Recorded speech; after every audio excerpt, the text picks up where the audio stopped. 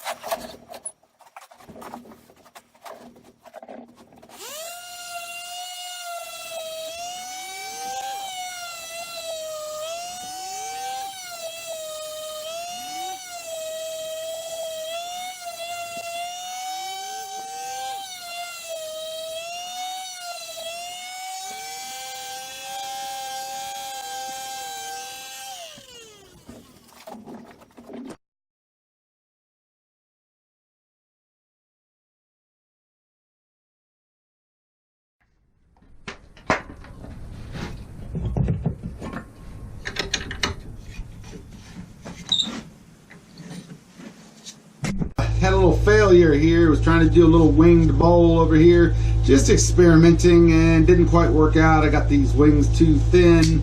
See what I'm talking about? They just break right off. Probably leave them a little bit thicker next time. I'll keep this piece and use it for a lid on something. I'm sure I can do something with it. All right, well, as you see, sometimes things don't go as planned, and I appreciate you watching, and stay tuned for the next one.